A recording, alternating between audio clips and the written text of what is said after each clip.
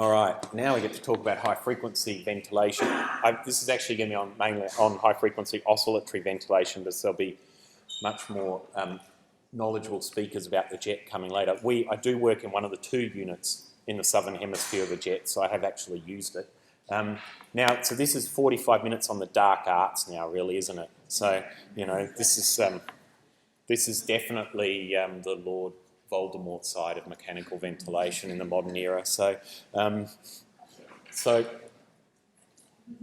we keep getting asked to give talks on how high frequency works, which I find perplexing, given that in Canada a long time ago people started using high frequency. It's not a new mode of ventilation, and that's why I keep saying it's a dark art talk. And I think really we all know how high frequency works, and I'm going to talk about how high frequency works. I think what we struggle to sometimes get is the art of high frequency. The science is pretty clear.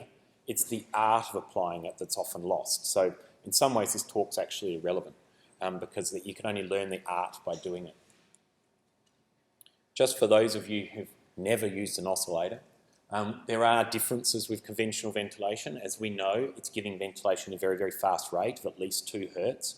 We're aiming to achieve a waveform that at least somehow approximates an oscillatory wave, although in the modern era most ventilators don't have that classic oscillatory wave, and some of us think that a classic oscillatory wave isn't necessarily the best way to ventilate, but that's a different matter.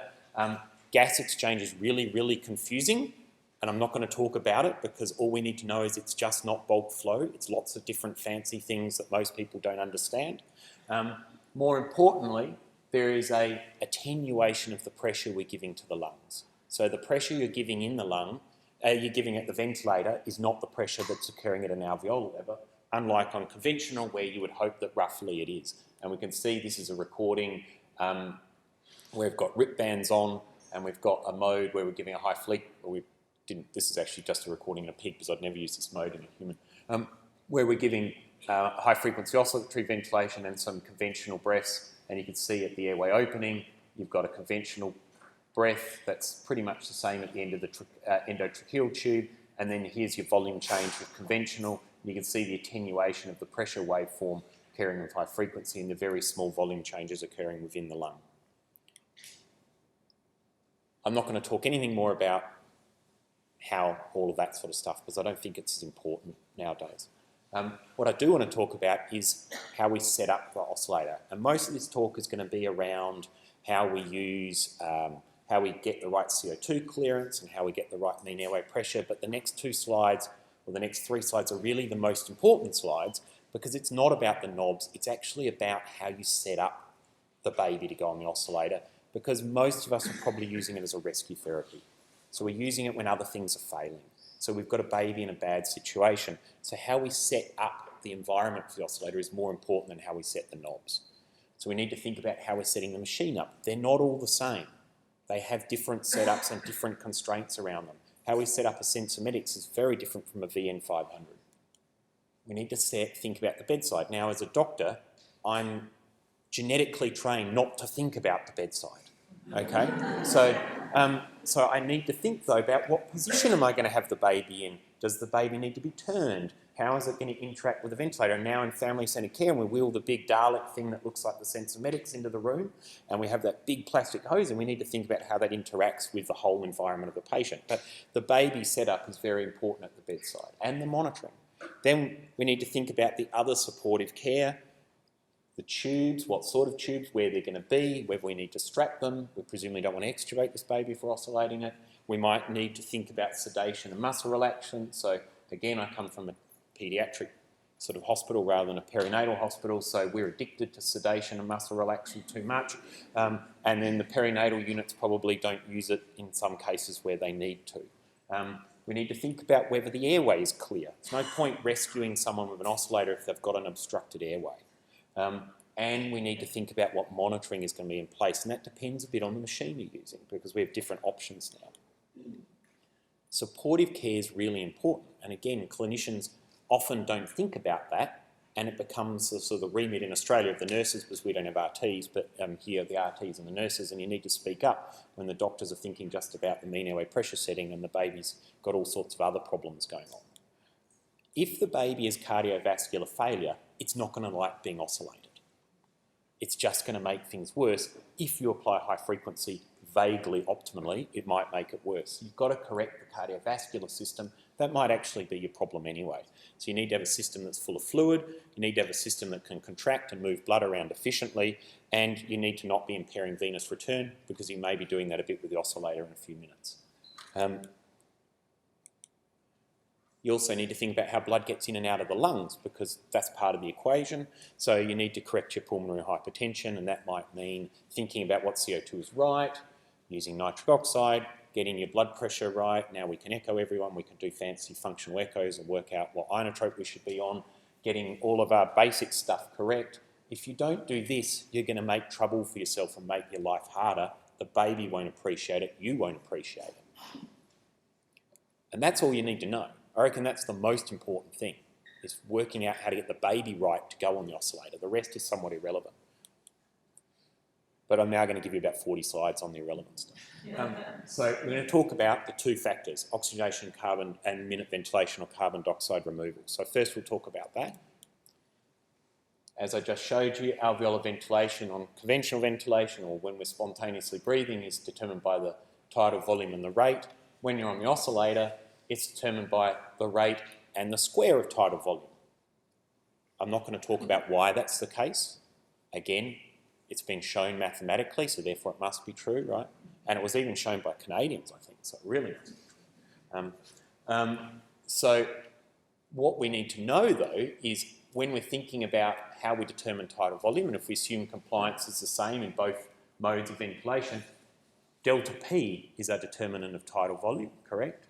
If you're on the oscillator, you're going to get more bang for your buck changing your delta P than you will on minute ventilation on conventional ventilator. So it is easier, assuming you have the right frequency, to use delta P as your mode of quickly changing CO2. That's what you need to know about this equation, okay? Most people know what the dCO2 is on a ventilator. Most people don't know that it's the mathematical formula for alveolar minute ventilation. It's just a way of us expressing essentially how much gas exchange we should be getting. I would prefer if they used the term alveolar ventilation, but anyway, that's it. How is tidal volume determined on a ventilator? It's determined, on an oscillator, sorry, it's determined by the stroke volume of the wave that we're giving to the system. So the wave is oscillatory. The area under the curve of that wave is the volume we're giving during inspiration and the volume that should be coming out during expiration. Most oscillators have at least some degree of active expiration, and that's a point of difference with a conventional ventilator. So they're sucking gas out as well as letting the lungs come out under collapse. But its tidal volume is the area under the curve. And you can see this axis is time and this is going to be pressure. So time is again a factor. It doesn't go away on the oscillator. The whole mechanical, Newton was still right when he breathed very fast as to when he breathed very slow. Okay, the same forces apply to the lung. So there's two ways of changing tidal volume, and this is different from conventional ventilation to a degree. We can increase the delta P, and therefore we're going to increase the area under the curve, or we can alter our frequency. And of course, as you know, it's counterintuitive, isn't it? Because we lower the frequency, we give less breaths per minute. Because we're not setting an I time like we do on the jet in a conventional ventilator, it's a ratio of inspiration to expiration on an oscillator. If we lower the frequency, we increase our stroke volume, our area under the curve, and therefore we get more tidal volume. And that's why frequency is important on an oscillator, but again, is the knob we move the least on an oscillator. So how do we set it? How do we get the right amplitude? We just need to wiggle the chest. Yeah? It's pretty simple. So first, we need to consider the disease and the patient. Yeah? So again, the same things apply. Are we just considering a disease of atelectasis, a disease of resistance, a disease of both? Hopefully not a disease of neither, because babies with normal lungs don't tend to like being on an oscillator. But we need to think about what we're treating. That'll tell us how much wiggle we're going to get and what CO2 and what delta P we might be aiming for. We need to consider the mean airway pressure. Why do we need to consider the thing on a mode of ventilation where traditionally we're taught that the advantage of high frequency is you decouple oxygenation and ventilation in terms of the knobs. You've got a series of knobs for oxygenation and a series of knobs for CO2, and you can manage each independently, and you've decoupled the two. Why am I now telling you need to think about the mean airway pressure?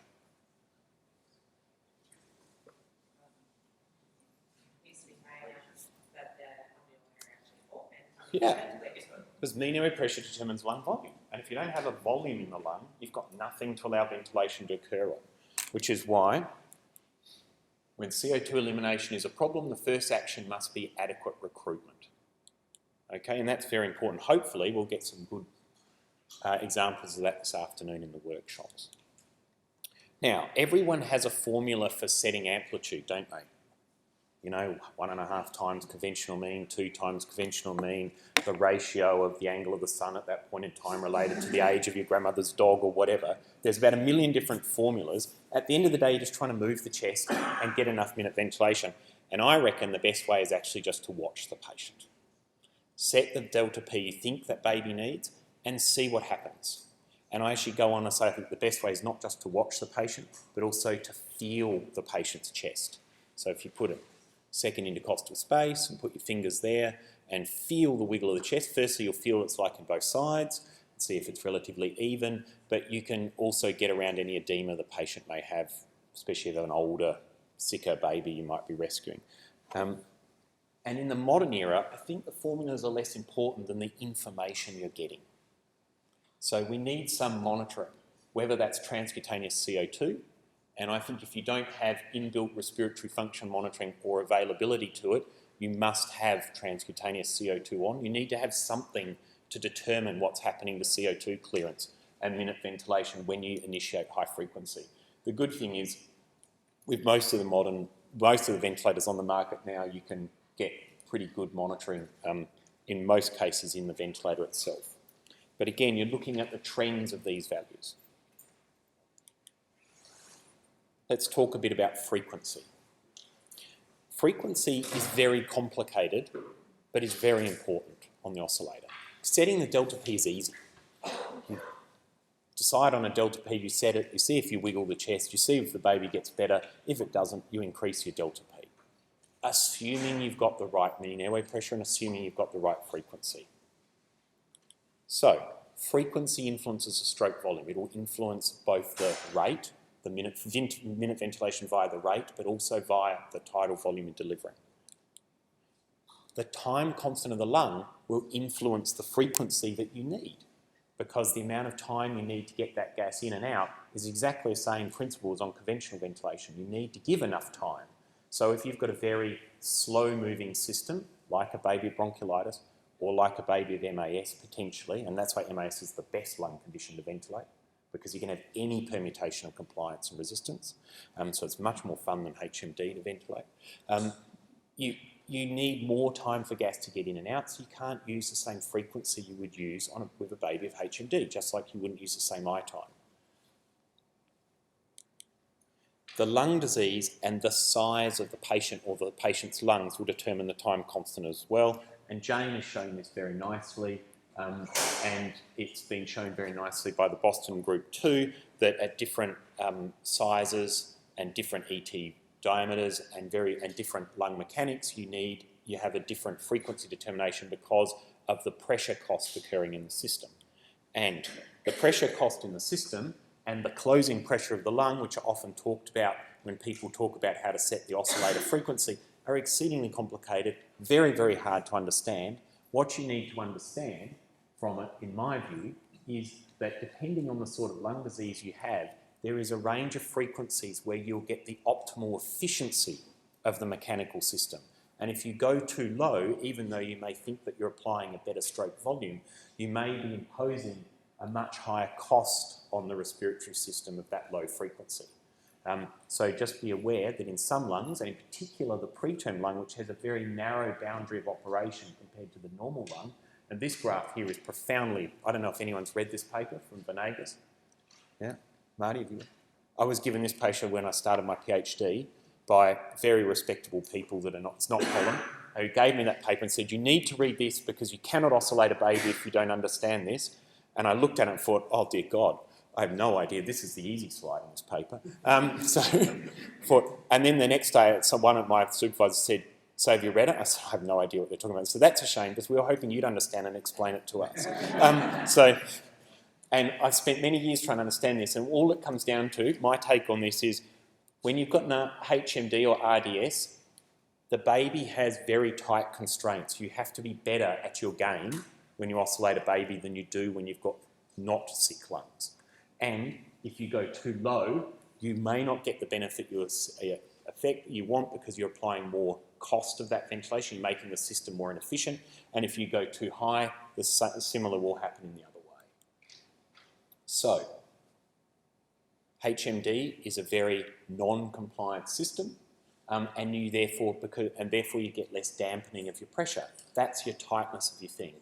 If you give too much pressure or too big a stroke volume, you don't get that dampening you get with a big baby, and you may be creating more lung injury even though you're thinking you're doing a good job. And at least in Australia, we argue a lot over what frequency to give. And it depends a little bit on what side of the country you're on. So, and how far south you are towards Antarctica. The lower your latitude, the higher your latitude, the lower the frequency people seem to go. So, these are my settings for frequency, at least, and these are not absolute numbers, because I'm all against absolute numbers. These are just a rough guide, and it's initial, and that doesn't mean that it's always right. So if you've got HMD, you've got a low compliance, no resistance system, a normal resistance system, gas needs to go in and out, you want to give lots of fast press at a very low tidal volume, so you're going to set a frequency that's reasonably high. The lung allows that. And if you're into the mechanics and all of that fancy stuff that Jane does, there's reasons why you should do that. Now, if you're using the baby log, you will need to use a lower frequency. I've asterisked the VN because I'm still not quite convinced I know what frequency's comparable between the two, but Marty will be able to tell us more, I'm sure. But it may be that at least in some conditions, with a VN you might need to use a low frequency. That doesn't mean the ventilator's worse or better than any other ventilator as an oscillator, it's just different. If you have PIE that's in its early stages, again, you've got predominantly a poor compliance system. You don't necessarily have a big problem with resistance and viscoelastic forces yet, so you can use a relatively high frequency still. But once you start to get to a gas trapping system, you need to have a lower frequency. This is a change in its animation. It should be up a bit higher.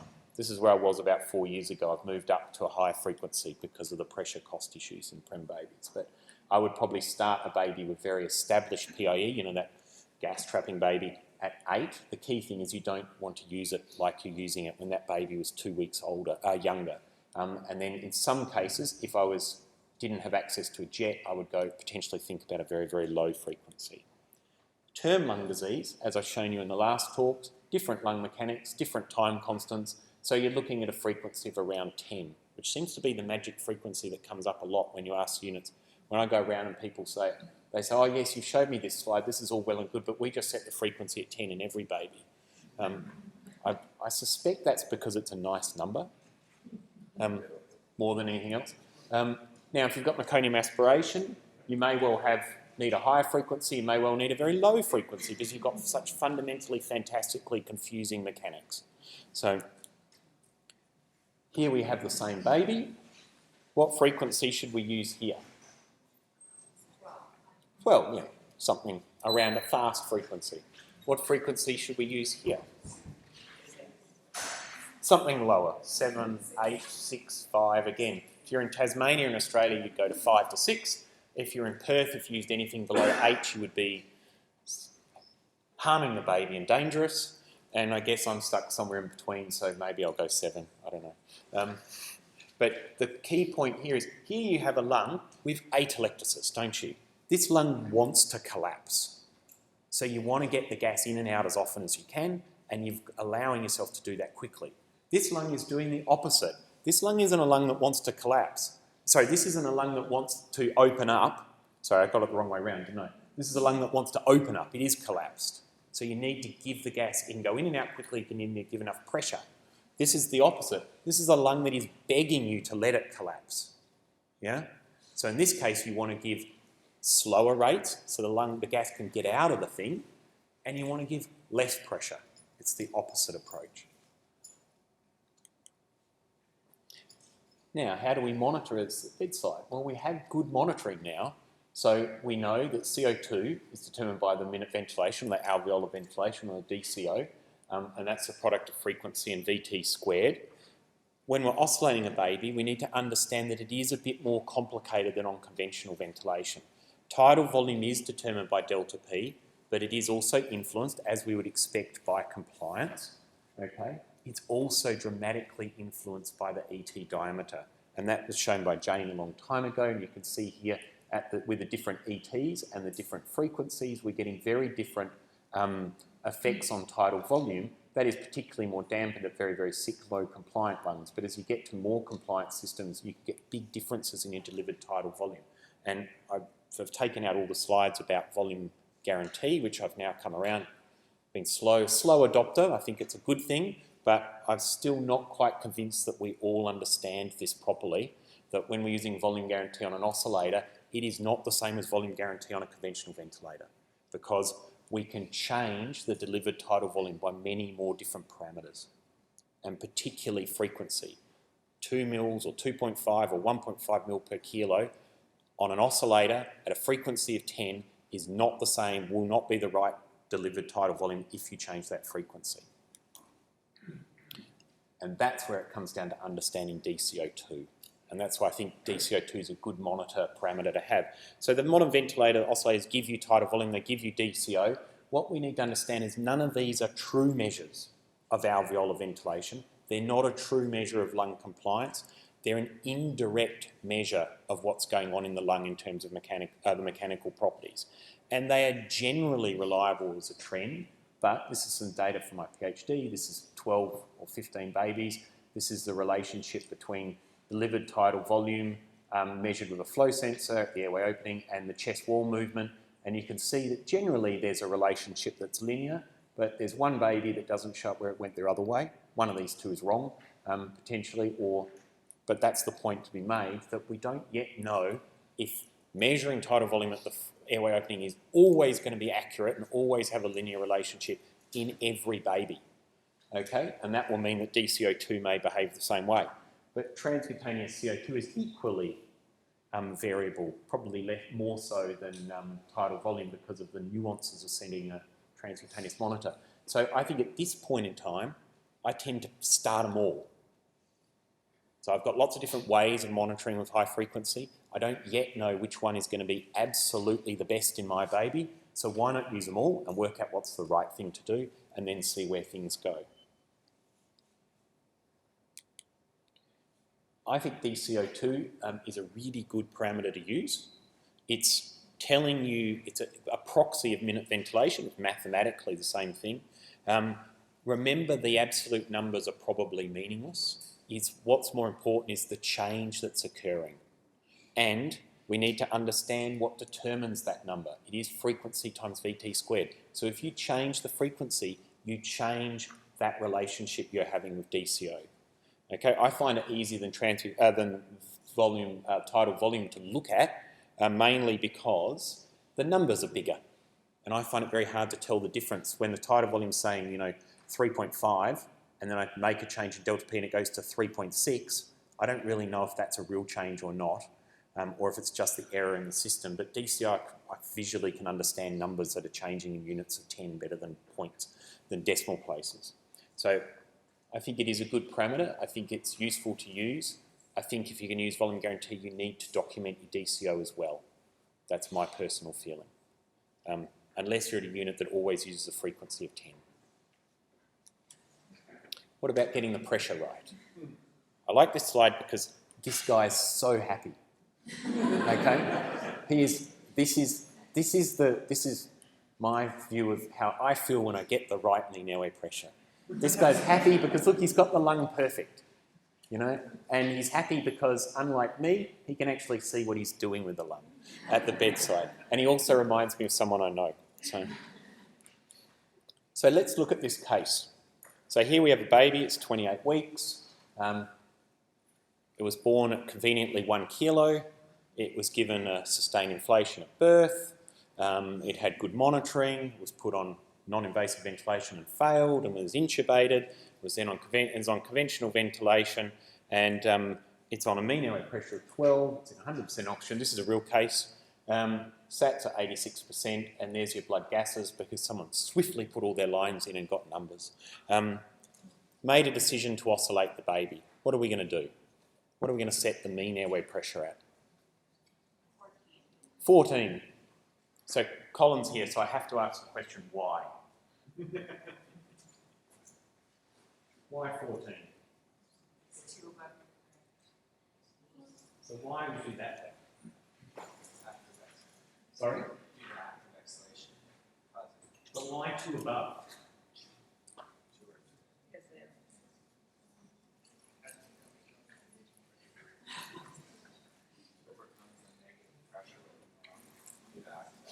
Why not 5? Well, here, I'd be worried if you're non-inflated. Okay?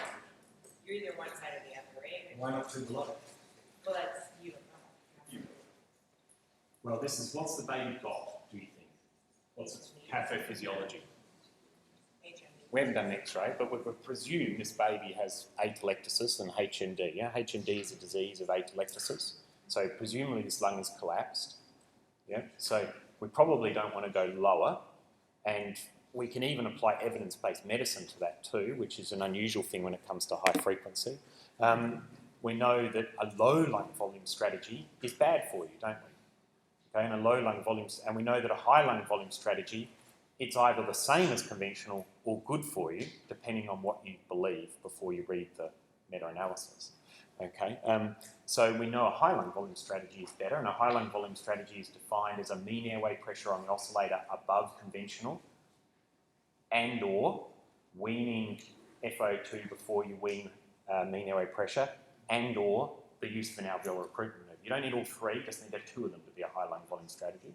But the principle is we want a pressure that's probably higher because we think this baby's failing because of atelectasis. So both we can be evidence-based in terms of the meta-analysis, we can also be physiologically based and say we think the mean airway pressure is too low in this baby and we need more pressure. The advantage physiologically of the oscillator is we can give lots of pressure with little movement of the lung, and that might be lung protective. So we probably want to go higher. The question I'm getting is, why do we always pick 2? Again, I think it's a nice number. I always think, why not pick 3? Yeah? But anyway, so we pick 2 because it's higher than the mean airway pressure on conventional. It's therefore lung. It's an easy number to think of, but I always but how do we know it's the right number? And you brought up things, we have no idea it's the right number. And I also wonder if, when I'm a cynic, I think we pick 2 because we're still profoundly peepophobic as neonatologists, and 2 is less than 5, less than 8, less than 10, or less than 20, but it's still more than what we're on. So it's sort of got to be good, right? Yeah. So I'm not saying that it's the wrong number. So obviously, before we pick a number, we need to think about what we're doing to the patient and get all of that right. We might need to think about what device we're going to use. But this unit picked 2 above, and they waited a little bit and found that the FO2 had gone down to 80%, the inspired oxygen, SATs were 90%, CO2 was a little bit better, and the oxygenation was a bit better. So are they winning? Kind of. But they're not winning a gold medal. They're just winning. Okay? But they are being lung protective, according to the meta-analysis, because they are applying at least the first principle of a high lung volume strategy. And we know, as I've just said, that we at least need to use a high lung volume strategy if we're using the oscillator as first intention for HND. The important thing when we look at the meta-analysis is to look at a couple of factors. Firstly, the heterogeneity in these trials is huge. We now have thousands of babies, though. For a mode of ventilation none of us use, we've randomised a lot of babies. So we've got 2 trials that give the biggest impact. One is a UK trial, one is a North American trial, and there's a difference. I'm not going to, in the interest of time, I'm not going to talk about that difference, but it is worth looking at the details of those trials because the difference is probably related to how they applied a high lung volume strategy. and how they reported it. But they applied a relatively higher mean airway pressure in the Courtney trial compared to the UCOS trial. And if you actually look at the UCOS trial, they didn't actually achieve their intended FO2 when they went on the oscillator. They were in a higher FO2 than they aimed to get to. So we're not really winning. We could do better. We know that the lung has hysteresis and has this pressure-volume relationship. So we know there's a lot of volumes we can achieve for any given pressure, and there's a lot of pressure that can achieve for any given pressure, there's a lot of volumes you can get, and for any volume, there's a lot of pressures that you might need. The question is now we have to find the right pressure for the volume we want, and we've got a lot of choice. We know we don't want to apply pressure that puts the lung down here into the zone of atelectasis, and we don't want to take the lung up here to a zone of overdistension. And we've all seen this graph with this lovely safe window, but here is a lung being ventilated here in the safe window, and this is what it looks like. That doesn't look like a very protected lung. You can see the heterogeneity, which is inherent on ventilating on the inflation limb of the pressure volume curve. If you ventilate anywhere along here, you don't get to true uniformity of the lung itself unless you're right up here or right down here. At this point, we're in the safe window, but some of the lung will still be collapsed. Some of the lung will be optimally ventilated and some will be starting to overdistend. But if we go to the other end of the safe window, the deflation limb, we can see it's all behaving the same. That's because the lung does what it just did before. It has volume history. So here, this lung is coming from a zone of atelectasis into this zone. Some of it's still going to be atelectatic. This lung has had to come from this zone of overdistension. It's now starting to collapse down, but all of it was recruited, which just may have been overly recruited. So if we could see the lungs, it's easy. We want to ventilate this lung, right? We don't want to ventilate the other lung. So we have to get it to here. But we can't do that easily at the bedside because we can't see the lung. But we have parameters that tell us about this. We know that the mean airway pressure on the oscillator is related to lung volume, so why don't we just change the mean airway pressure and see what happens? That's the simple thing. In this case, if we have a lung that is atelectatic, increasing mean airway pressure will take us along this arm of the curve. And we know this pressure-volume relationship does exist in babies.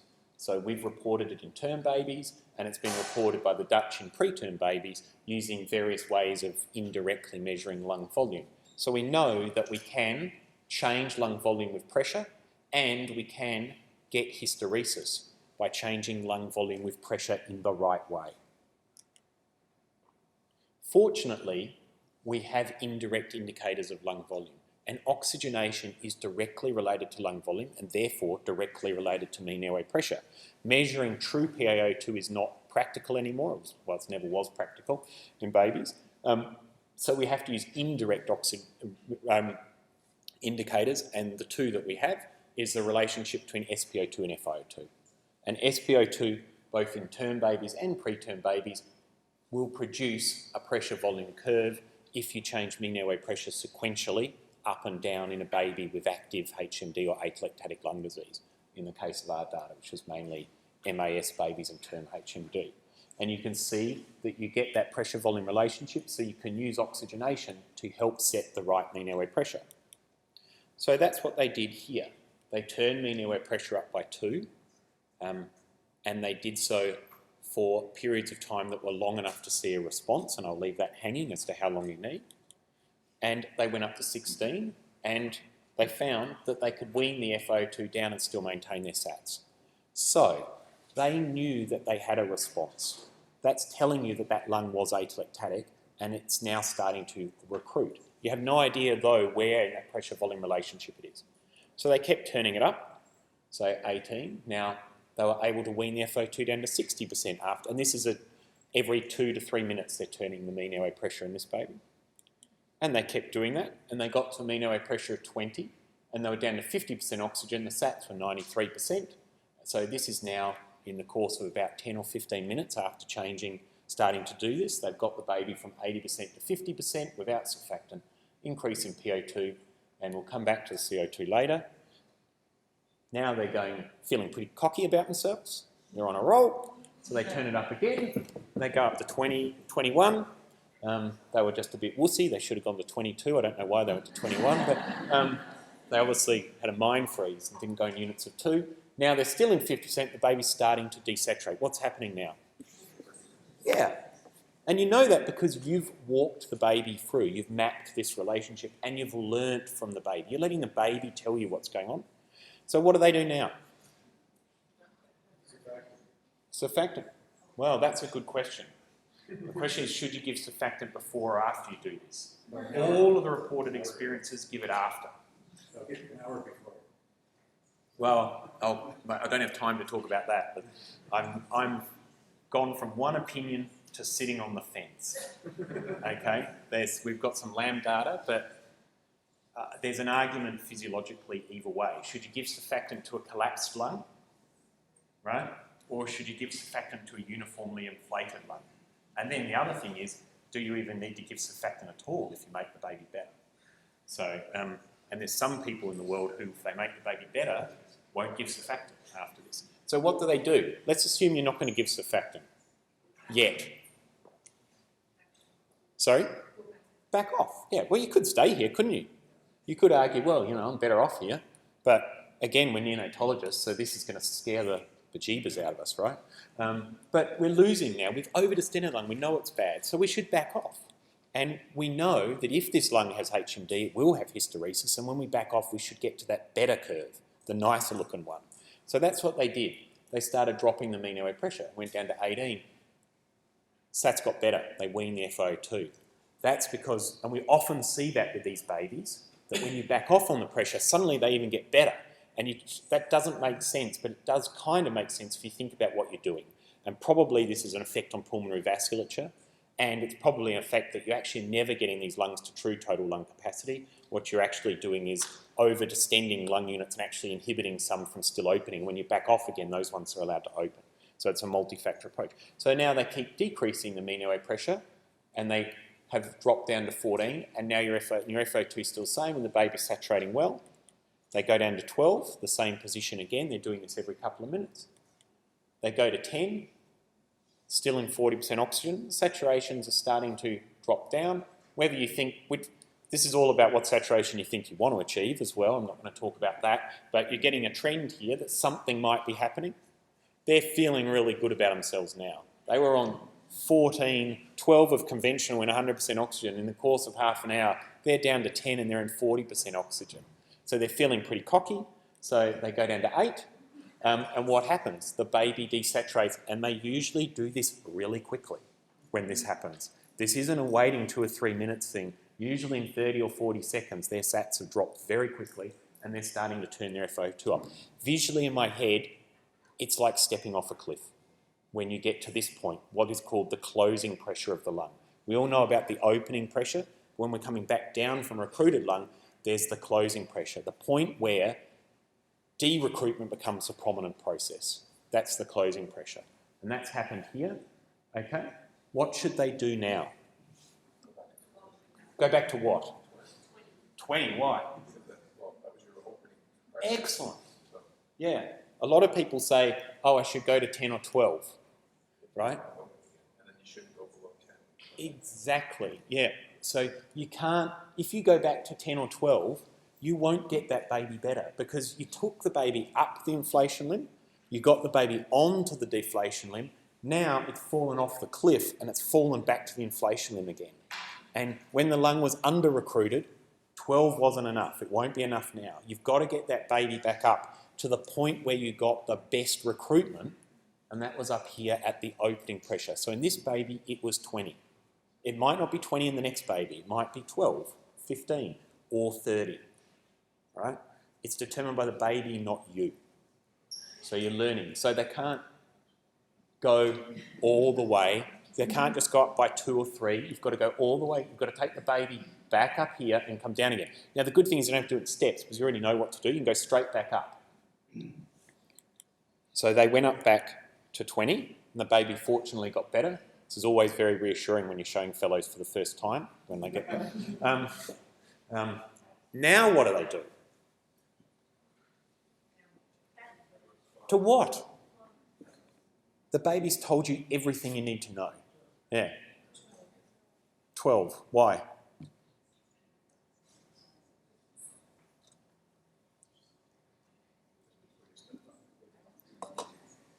Eight's too low. Yeah, 8's you've fallen off the cliff, right? So 10 is probably the cliff. You probably want to be back a bit, yeah? So a lot of the literature says go 2 above. It depends a little bit. 2 to 5 above is roughly the right place, and it depends a bit on your feel of where that baby is and which way the disease is going. But yes, you want to go back to, theoretically, the lowest safe pressure you could apply that gave the best oxygenation. So in this case, 12. I have a feeling, did they go? No, they went to 11. They pick odd numbers here, don't they? And here they are, they're back to where they were. They've maintained their FO2 at a lower mean airway pressure, and they're at a lower mean airway pressure when they started. This is still a high lung volume strategy, even though you're on a lower pressure at this point than when you started. Now, people would give surfactant. Some people would not give surfactant. They would have already given it by now. Could you just comment on marching up with your map versus using a sustained inflation to achieve the same thing? Right. I've got opinions on sustained inflations. Be careful about, so there is very few trials or recent studies on sustained inflation. There's nothing in babies on sustained inflations with high frequency outside of the delivery room. There's a whole lot of work back from the early 80s, so Walsh and Colton and co, who looked at sustained inflations at initiation and found there was an improvement as long as you gave enough pressure for as long amount of time, which is what you need to do with a sustained inflation. Okay, then they went kind of out of fashion.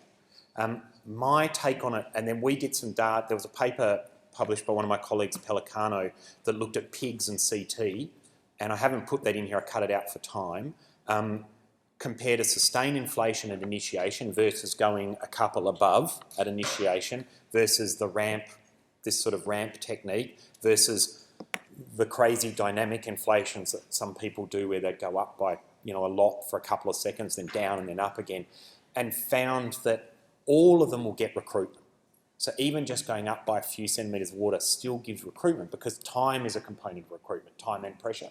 But the quickest way and the most uniform lungs and the lungs that gave you the most tissue that went from atelectatic to normal aeration was the ramping technique without causing an increase in the amount of overdistension. So I think there's a physiological reason for it. I think that physiological reason is personally around time. This is longer than a sustained inflation. But it's also, there's a practical reason. When I initiate a baby on high frequency from conventional, assuming I'm rescuing it, I actually have no idea where I am in this curve. Theoretically, I could be up here. Probably not. But I don't know if I'm here and just could do better. I don't know if I'm here. I don't know if I'm here. I don't know where I am. So when I apply a sustained inflation, which is predetermined by the clinician and not the baby, whatever you're going to use, 20 centimetres of water for whatever, I have no idea whether I'm taking the lung from here to here, or from here to here, whether I'm going from here to here, which might be right, or if I'm going from here to here. I don't know. So the other reason I think, at least in HMD, using a stepwise type manoeuvre is it allows you as the ignorant clinician with limited monitoring to let the baby tell you what it really needs and a little bit about what to do. Now, if I was already on the oscillator and the baby was going south in its numbers, the safest thing to do is to not leave the bedside, but to go to the baby's bedside, turn the mean airway pressure down first and see what happens. The baby will tell you and you can react. That's my 3 reasons for not using a sustained inflation. But Is there any difference in, I know we found in peds that the patients that are super sedated and paralyzed, they will tolerate sustained inflations better. So if you have pre-treatment, you put on an oscillator that are breathing lots and lots sometimes too, when you give them a sustained inflation, it also makes it worse. I don't know, because I've never given one on the oscillator. So, except maybe putting it up by a few centimetres of water after suction, but that's a really sustained inflation. So I don't know, So the Dutch have published the most around using this stepwise procedure. And, in the Netherlands, they default oscillate everyone, or Amsterdam, I should say. Their mode of mechanical ventilation is the oscillator when they intubate a baby, not conventional. They do their open lung slightly different than I do it, and slightly different from other European centres. And this open lung thing is a very European thing. So therefore it must be more sophisticated. Right? So they don't start at whatever mean on conventional. They drop them all down to 6 to 8 centimetres of water when they start the oscillator. Their rationale being that they know they're intentionally collapsing the lung there. But they don't stay there long. They're going up every 1 to 2 minutes in their mean airway pressure, and they're going right up to whatever's needed, and then they're finding it again, and it's all aimed to be done in less than 20 minutes. Then they do the chest x-ray, then they give surfactant. They give surfactant irrespective of their FiO2. In Geneva, if they get the babies down to less than 30%, Peter Emsberger is saying he's not giving surfactant because he said the baby doesn't earn it. Rounding up, yeah. So, so this is the experience they've had, and here you can see their mean airway pressures when they started. Their opening pressure was found to be about 16 to 18. Their closing pressure was around about 10, and then they are 2 above, and you can see their drop in FO2. The important thing in this historical case, this is their experience with 103 babies comparing to their previous experience, it's not randomised control, was that they found in 75% of babies they could get the FO2 down to less than 25% pre-surfactant using an open lung procedure, bearing in mind that those babies are in about 70% on average when they start, and in 98% pre-surfactant they got to less than 30%. And I'll leave the surfactant thing open because I think that's a bit of a debate now, but I do think their rationale of doing a chest x-ray after makes more sense. There's no point doing a chest x-ray before you're going to recruit the lung. You already know what you've got. So, if we look at the CO2 here, we can see that the CO2 goes up when we get to the opening pressure from what we started, even though the delta P in this baby was kept the same. The CO2 goes down when we get down to the closing pressure, and then it stayed a lot lower, even though the delta P was the same, okay, and the frequency same. This is telling you that the lung mechanics will are influenced by your volume state. It also gives you a clue to these new, now that we can monitor lung mechanics a bit better, tells you that maybe lung mechanics will tell us that we're about to get to the cliff, okay, and that ideally what we want to be is this dude, not this dude, and actually stop here. In the interest of time, I'm not going to prove that. And to summarise some work that we did a while ago, if you monitor lung mechanics whilst you monitor oxygenation while you do an open lung or mean finding manoeuvre, the optimum point of lung mechanics actually occurs about 2 to 5 centimetres of water before the closing pressure or the cliff happens. So I now have at least one of these modes of monitoring going on, and I watch what's happening because it may be that the baby is going to tell me the lung's about to collapse before I collapse it. And they may help us find the right pressure to apply after we find the closing pressure, because it may not be 2 above, it may be you get a better balance of things at 4 or 5 above. Remember, this is all just at this point in time. Baby's lung disease will change, the whole map changes, you may need to remap things. Give the baby surfactant now, you've got a very different lung mechanics, you'll need to re-find your closing pressure. Most important slide. This is only a therapy for atelectasis. It is not a therapy for the non-atelectatic lung. In fact, if you do this to a non-atelectatic lung, you will regret doing it, and the baby will regret doing it. So pulmonary hyperplasia, diaphragmatic hernias, primary pulmonary hypertension are lungs that need a different approach to pressure and a different approach to time, both the time constant and the amount of time you need to see a change. You're not seeing things happen quickly in these babies. This is about patience. Very quickly, have I got time to show the data, or should I just stop the differences in ventilators? Yeah? Yeah? Okay. So a long time ago, we only had a few ventilators. Yeah? And people told us a lot about how they worked.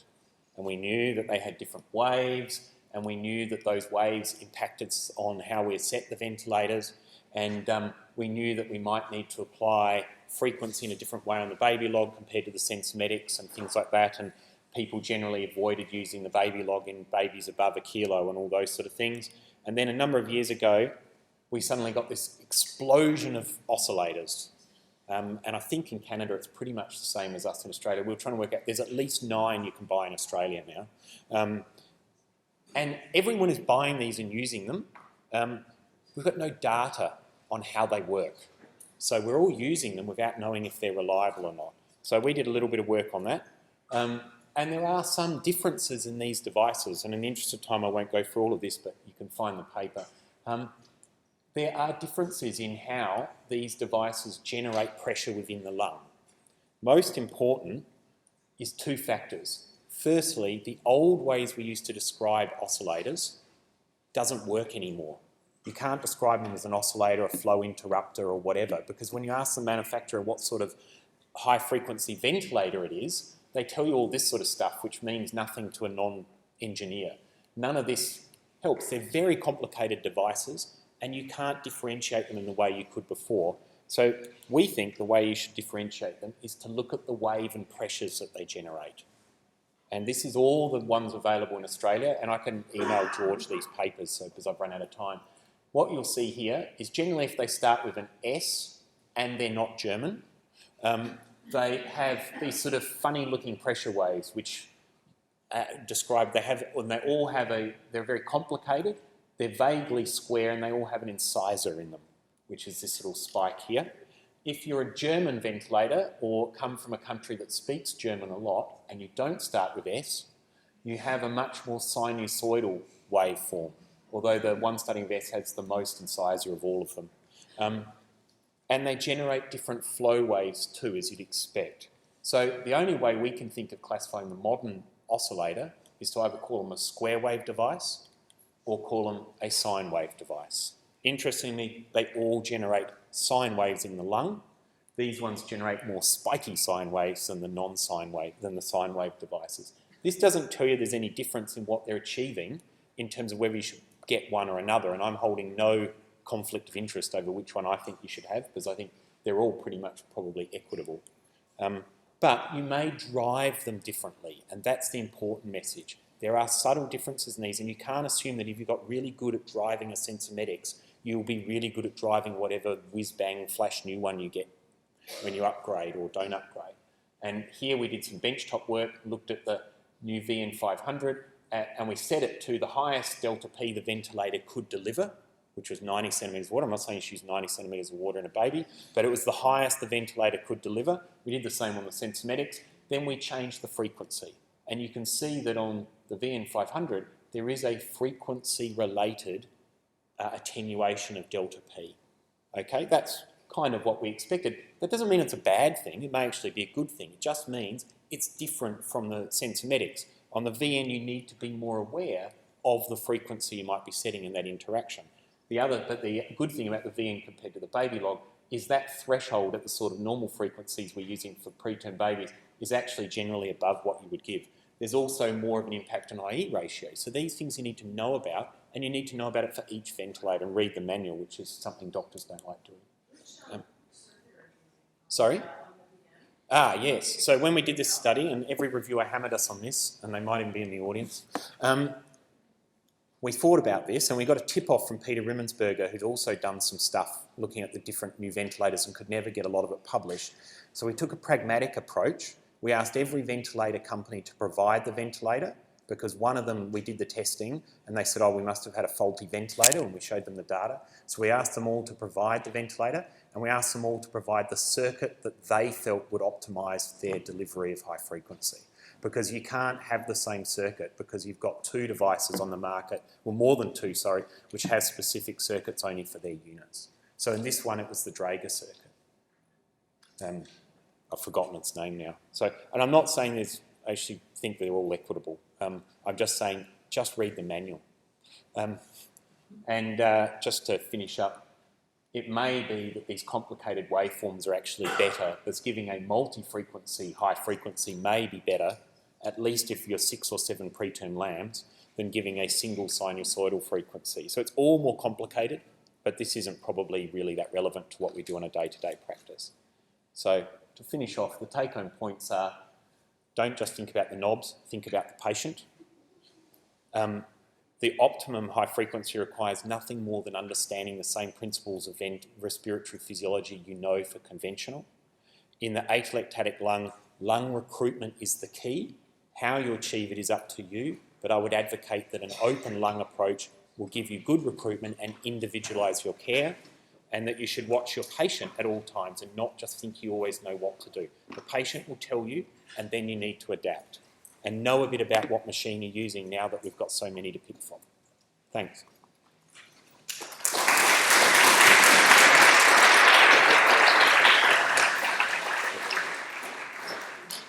Good.